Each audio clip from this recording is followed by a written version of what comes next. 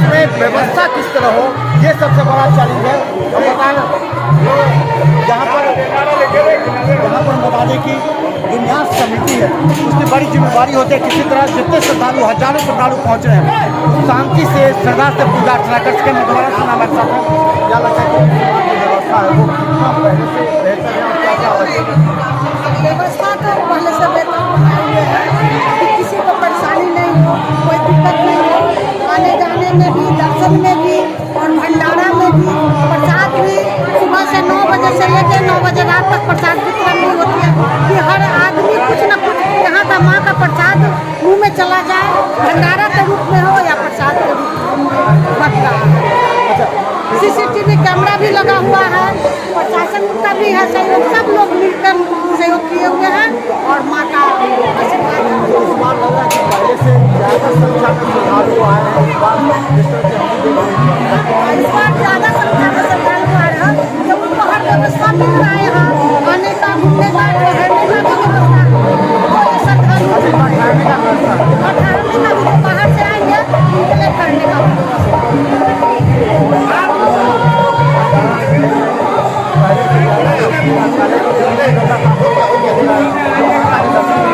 सब माता रानी का कृपा है। उनकी प्रसाद जहाँ तक पहुँच जाए, नजर जा रही है माता रानी को, वहाँ तक प्रसाद भक्तों को मिल जाए, सब माता रानी का आशीर्वाद है। उन्हीं के आशीर्वाद से इतना लोग डेली अगर दोनों टाइम मिलाया जाए तो कम से कम 7-8 हज़ार आदमी भंडारा में खा रहे हैं और उसमें प्रसाद भी उपलब्ध है। मधुबाला सिन्हा हमारे साथ हैं। बताइए जो श्यामा न्यास समिति है जिसकी जिम्मेवारी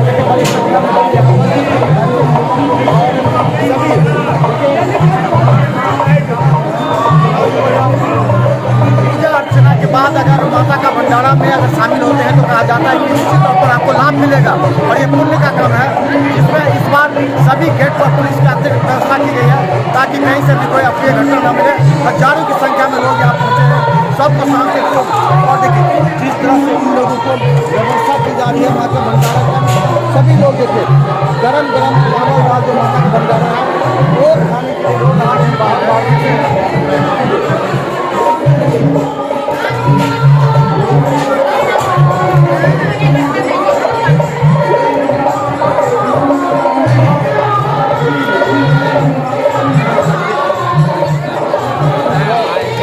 में लगे हुए हैं। तो देखिए चावल दाल सब्जी दही अचार तमाम चीज़ें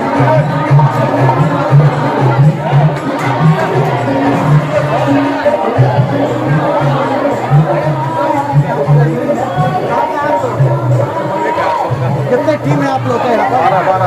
12 आदमी है। 12 आदमी परोसने के लिए बनाने के लिए भी 4 आदमी 3-4 आदमी परोसने के लिए 4 आदमी। क्या क्या आइटम रहता है सुबह में और शाम में? सुबह में चावल दाल 2 सब्जी पापड़ अचार दही शाम में पूरी सब्जी चटनी और बुनिया दही। अब देखिए रात का भी यहाँ पर यहाँ पर देखिए दुनिया चला रहा है। इसके बाद जो सब्जी होगा ये रात का है। यहाँ पर 12 लोगों की टीम है जो पूरी तरह से बनाने के लगे हुए हैं। देखिए कितना बड़ा चैलेंज होता है जब माता का भंडारा बनाने के लिए लोग यहाँ पहुँचे और लगभग उनकी थाली में माता का प्रसाद मिल जाए।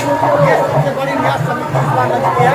शांतिपूर्ण श्रद्धा से माता की पूजा अर्चना कराने के बाद अगर प्रसाद आपको ग्रहण करने का मौका मिलता है ये सबसे बड़ा सौभाग्य का बात है। इस बार न्यास समिति पूरी तरह सुरक्षा और श्रद्धा के साथ एक बार फिर पूरी जोर से लगी है। हजारों की संख्या में अलग अलग जगह से नेपाल से भी श्रद्धालु लगातार पहुंच रहे हैं। हम हर अपडेट आपको दिखा देंगे।